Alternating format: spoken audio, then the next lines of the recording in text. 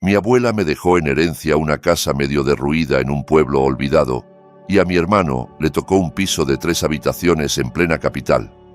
Mi marido me llamó fracasada y me echó de casa. Me fui al pueblo, y al entrar en la vivienda me quedé sin aliento. El ambiente estaba cargado de tensión, tan densa que podía tocarse con las manos. Inés sentía cómo crecía con cada latido del corazón, oprimiéndole el pecho.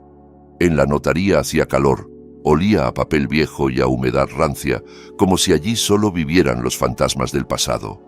El abogado, un hombre delgado con traje oscuro y gafas que se escurrían por su nariz huesuda, carraspeó y empezó a leer el testamento de María Martínez, su abuela. Antonio, el hermano mayor de Inés, estaba sentado junto a ella, despreocupado, casi tirado en el sillón, con una sonrisa autosuficiente dibujada en el rostro. Siempre había sido el preferido de la abuela, un empresario exitoso que vivía en Madrid.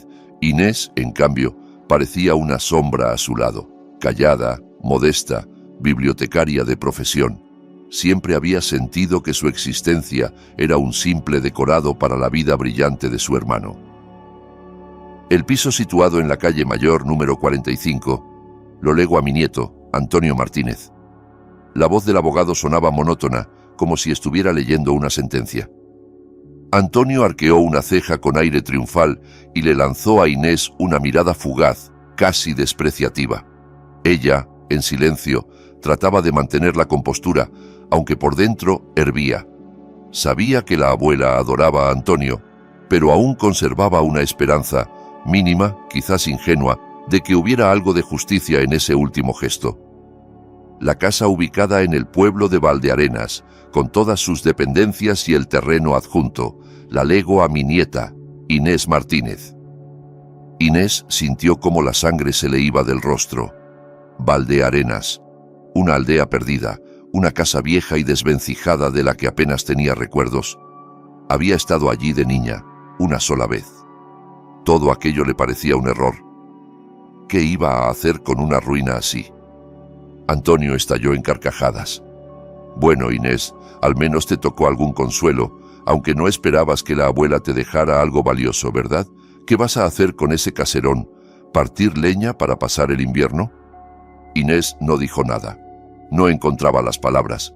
La ofensa se le enroscó en la garganta como una serpiente. Se sentía humillada, despreciada. ¿De verdad su abuela pensaba que ella valía tan poco, que solo merecía una casa desvencijada en un rincón olvidado? Tras la lectura del testamento, todo sucedió muy rápido. Antonio, satisfecho con su botín, se despidió sin mucho interés. «No te olvides de vender esa ruina, o los impuestos acabarán contigo», dijo al marcharse. El abogado entregó a Inés los documentos y las llaves. Salió de la notaría como si caminara entre brumas. En la calle la esperaba Gabriel, su marido. Tenía el ceño fruncido y los labios apretados. «¿Y bien?», preguntó sin siquiera saludarla. Inés le contó lo del testamento. Gabriel escuchaba cada vez más irritado. Cuando terminó, explotó. «Una casa en el pueblo. En serio, Inés, no sirves para nada, siempre trayendo problemas. Un piso en Madrid era una oportunidad. ¿Y tú, qué consigues? Un montón de escombros. Eres una fracasada».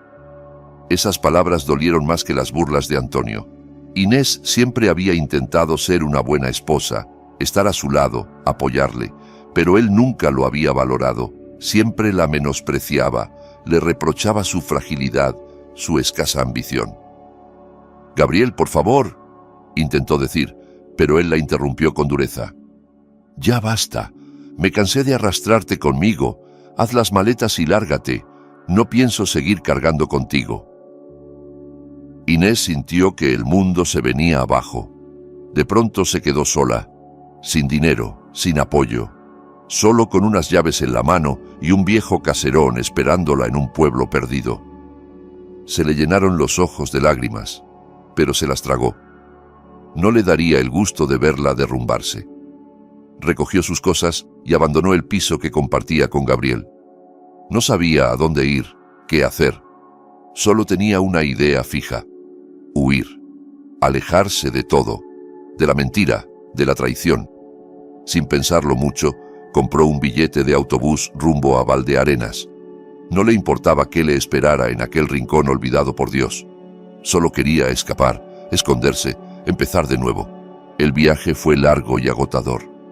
El autobús traqueteaba sin cesar sobre baches y curvas, mientras por la ventanilla desfilaban paisajes grises y desolados.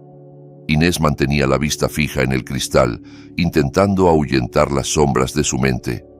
Recordaba a su abuela, sus ojos bondadosos, su voz suave y firme.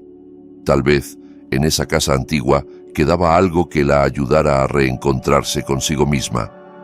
Algo que le diera sentido a todo este desarraigo. Cuando el autobús llegó finalmente a Valdearenas, el cielo ya estaba teñido de tonos violeta y gris. El pueblo la recibió con una quietud densa, casi sobrenatural. Las casas se alineaban como figuras inclinadas, con pintura desconchada y tejados vencidos por el tiempo. Todo parecía detenido en una época remota, como si el presente no tuviera poder allí. Inés bajó con su maleta y se detuvo a observar. A lo lejos, entre un matorral de árboles olvidados, reconoció la silueta del caserón. Oscuro, envejecido, casi como un gigante dormido. Un jardín salvaje lo rodeaba, con maleza que trepaba por las paredes y un aire de abandono que helaba el alma. Arrastrando su equipaje con esfuerzo, se dirigió hacia la casa. El corazón le palpitaba con fuerza, una mezcla de miedo e incertidumbre. ¿Qué encontraría allí dentro? ¿Podría ese lugar, en medio de la nada, ofrecerle alguna razón para seguir adelante? Rodeó la vivienda lentamente. Por fuera era como un eco mudo del pasado, pintura desconchada, postigos caídos, hierba cubriéndolo todo. Todo hablaba de abandono, de años de silencio. Pero para su sorpresa, al abrir la puerta y dar el primer paso, no se encontró con la ruina esperada. El interior estaba limpio, viejo, sí, pero limpio, como si alguien lo hubiera mantenido con esmero, sin que el tiempo lograra destruirlo del todo. No olía a humedad, sino a polvo seco y madera antigua. Los muebles, aunque desgastados, eran de buena calidad. Sobre las paredes colgaban fotografías envejecidas, enmarcadas con cariño, con rostros desconocidos que la observaban desde un tiempo lejano. Inés sintió que esa casa no estaba abandonada, sino esperando algo o a alguien. Mientras exploraba las habitaciones, algo llamó su atención en el fondo del pasillo. Una pequeña puerta oculta tras una estantería, como si no quisiera ser descubierta. Se acercó y trató de abrirla, pero la cerradura se resistía. Tuvo que forzar el pestillo oxidado con esfuerzo. Un chirrido estridente llenó el aire, provocándole un escalofrío. Lo que había tras esa puerta no era un simple trastero, era una sala repleta de libros.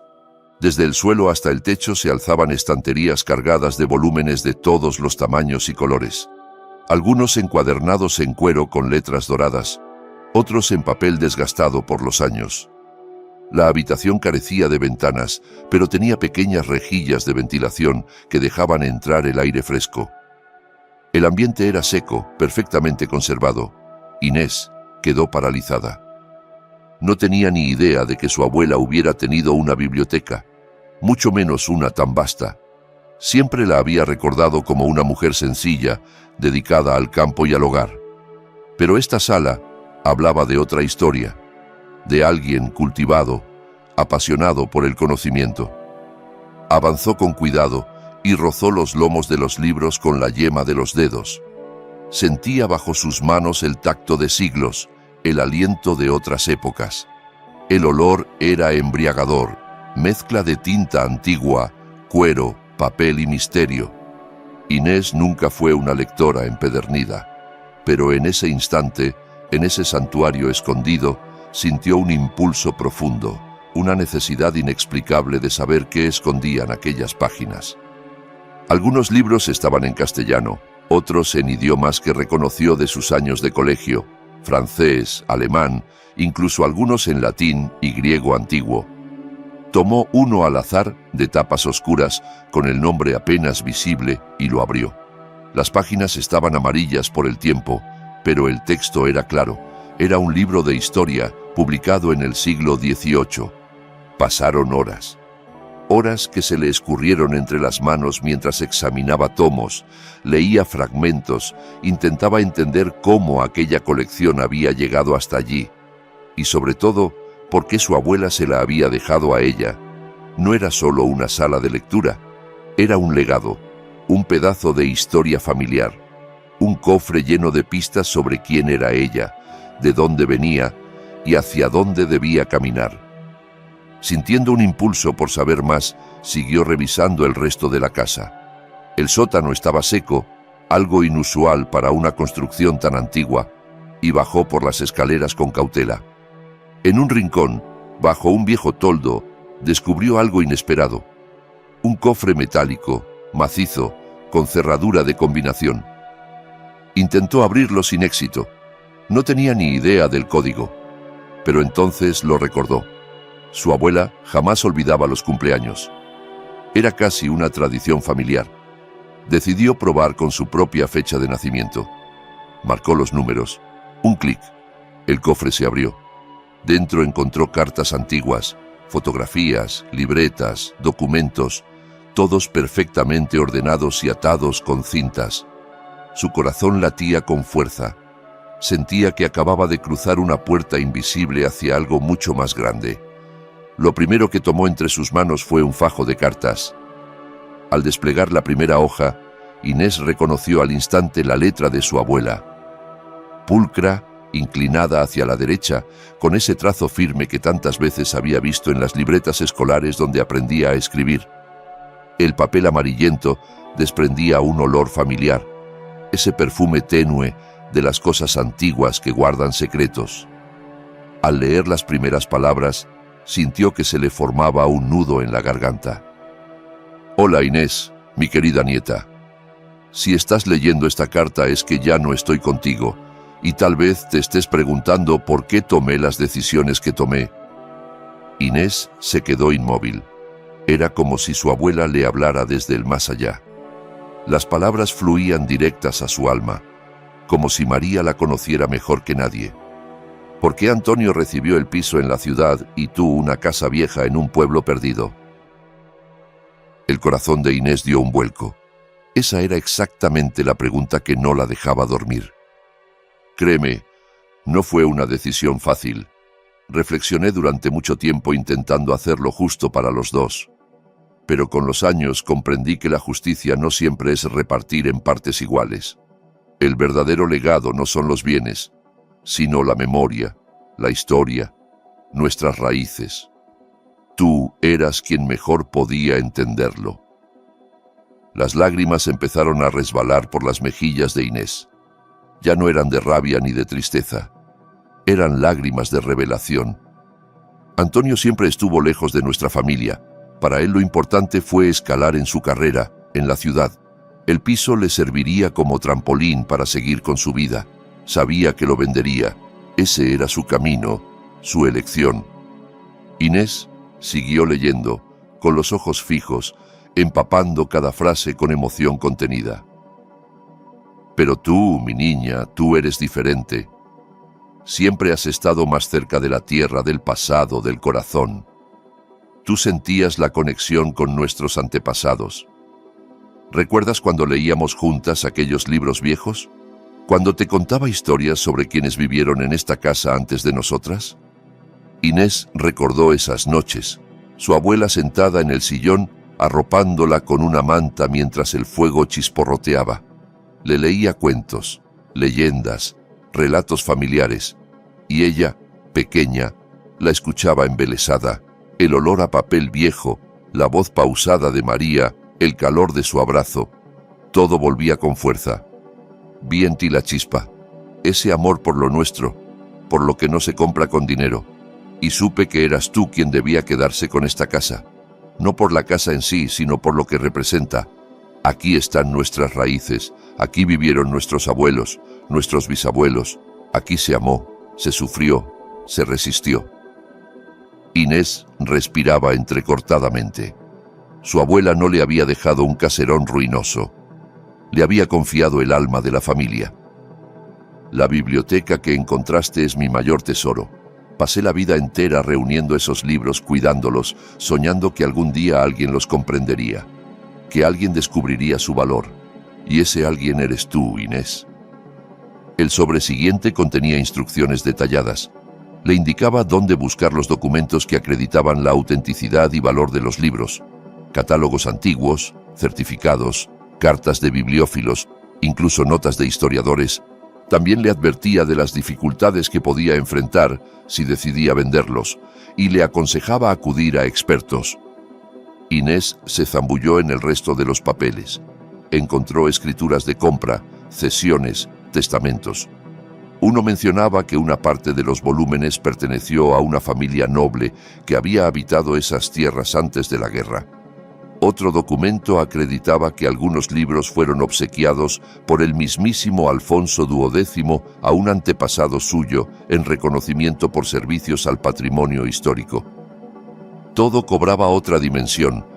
Ya no era simplemente una colección de libros. Era un patrimonio cultural de valor incalculable. Y estaba ahora en sus manos.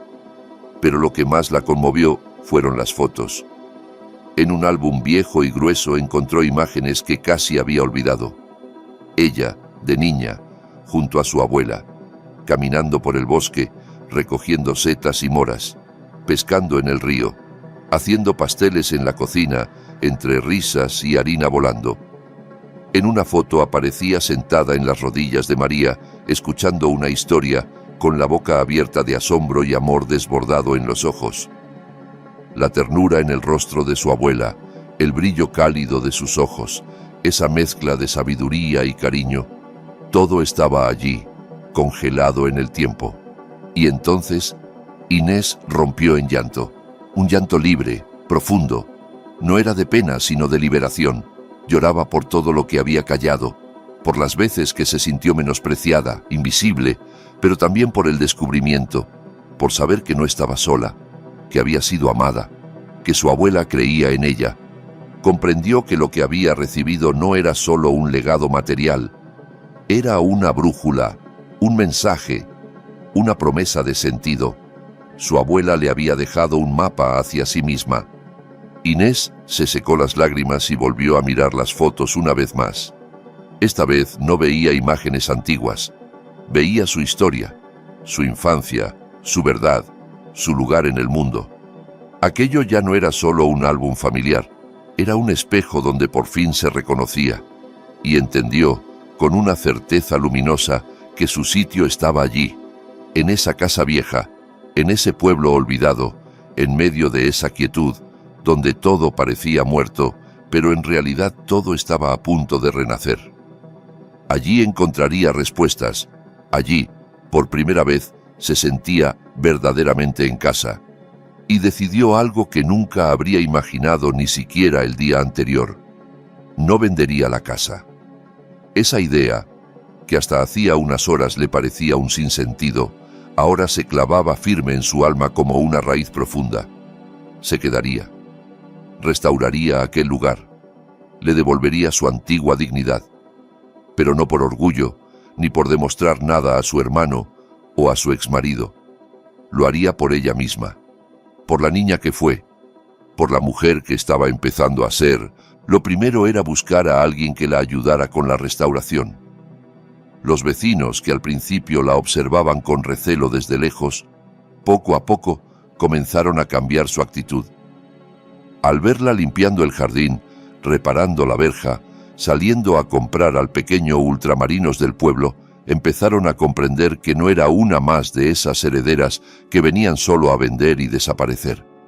Inés estaba allí para quedarse. Doña Águeda, una anciana de manos nudosas y mirada despierta, que vivía justo al lado, se le acercó una tarde mientras ella regaba el jardín. «¿Tú eres la nieta de María?», le dijo sin preámbulos. «Tu abuela era una mujer muy sabia. Si necesitas un buen maestro para restaurar esta casa como Dios manda, llama a Iván. Vive en el pueblo de al lado. Tiene manos de oro y alma de artesano». Inés agradeció el consejo y llamó ese mismo día.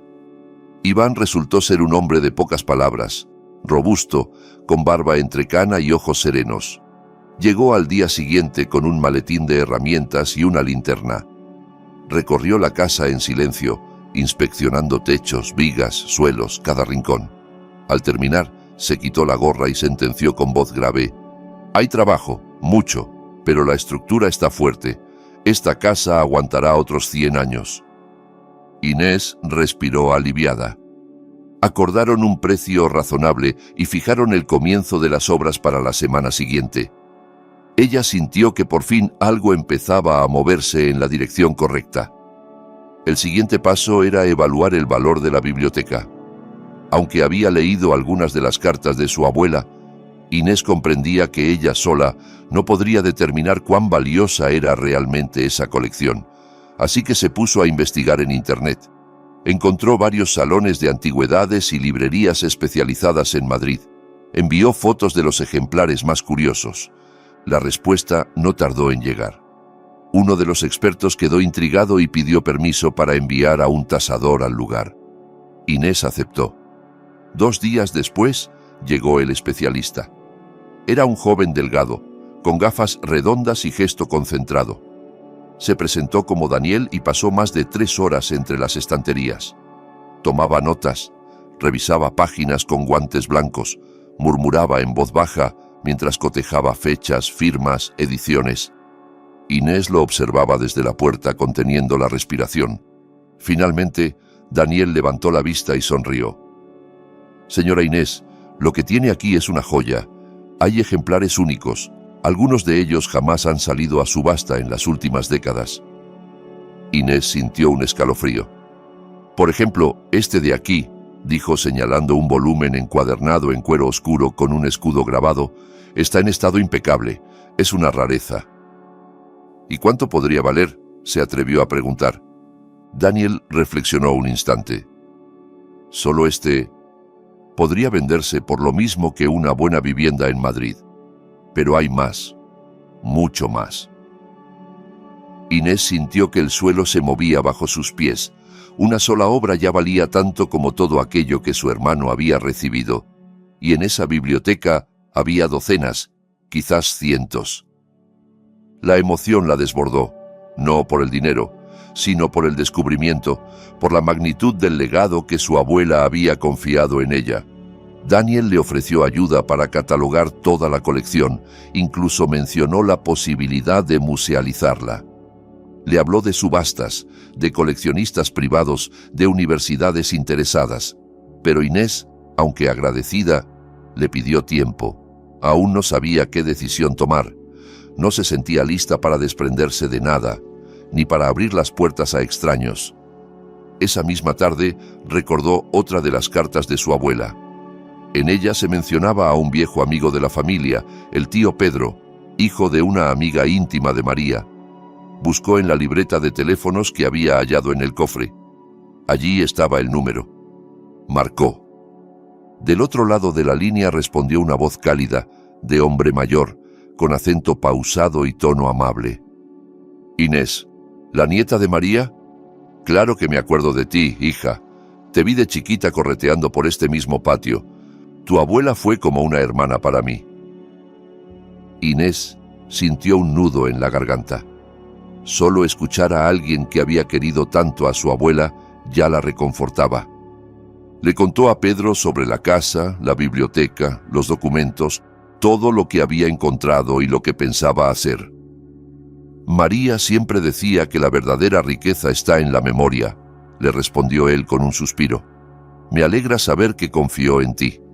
Si necesitas ayuda, consejo, contactos, lo que sea, cuenta conmigo.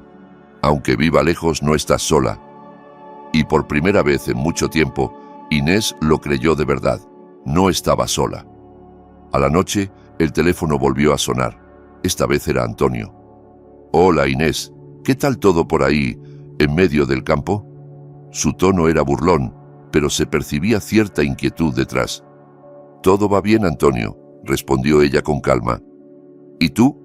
¿Qué tal tu piso?» «Bien, bien. Escucha, estuve pensando... Tal vez nos precipitamos. Quizá deberíamos reconsiderar el reparto. Yo te cedo el piso y tú me das la casa. ¿Qué te parece? Inés soltó una carcajada suave, no de burla, sino de claridad. ¿Sabes, Antonio? También estuve pensando, y llegué a la conclusión de que estoy exactamente donde debo estar. Me gusta esta casa. Pero, si eso está en ruinas, replicó él molesto, es una pérdida de tiempo. Puede que sí, dijo Inés, pero aquí hay algo que vale más que cualquier piso. Aquí está nuestra historia, nuestra abuela, nuestra raíz, y yo no lo cambiaría por nada. Hubo un silencio tenso. Antonio no esperaba esa respuesta. Bueno, tú verás. Solo no digas que no te lo advertí. No lo diré, respondió ella con firmeza, y colgó. Se quedó un rato mirando por la ventana. Afuera ya era de noche. El silencio era profundo y tibio. El fuego de la chimenea crepitaba suavemente, proyectando sombras danzantes en las paredes. Inés sintió cómo algo nuevo crecía dentro de ella, una serenidad desconocida, una fuerza que no sabía que tenía. Por primera vez no se sentía pequeña, ni menos que nadie. Era la dueña de su historia, de su casa, de su destino, y sabía que lo que viniera lo enfrentaría, sin miedo. Sonrió, sincera, luminosa. Se levantó del sillón, se acercó a la estantería y sacó uno de los libros antiguos. Lo abrió por la primera página y comenzó a leer. Con cada línea se sumergía más en ese universo escondido, el pasado, la memoria, la sabiduría que dormía entre esas tapas. Sentía que todo encajaba, que su abuela, en lugar de marcharse, le había dejado un camino. Y ese camino conducía directo a sí misma. Inés no iba a abandonar Valdearenas, restauraría la casa, estudiaría cada libro, descubriría la historia completa de su familia y, sobre todo, sería feliz. No por azar ni por fortuna, sino porque había elegido con el corazón. Cerró el libro, apagó la lámpara y se metió en la cama. Esa noche durmió profundo, sin pesadillas. Soñó con su abuela. La veía sonreír, sentada junto al fuego, diciéndole: «Siempre creí en ti, hija mía, tú podías hacerlo». Y ahora Inés también lo creía, porque por fin tenía un propósito, y eso era lo más valioso de todo. A la mañana siguiente, el sol iluminaba el jardín salvaje y el canto de los pájaros anunciaba un nuevo comienzo. Inés salió al porche, respiró hondo y sonrió. Era feliz, y eso solo era el principio.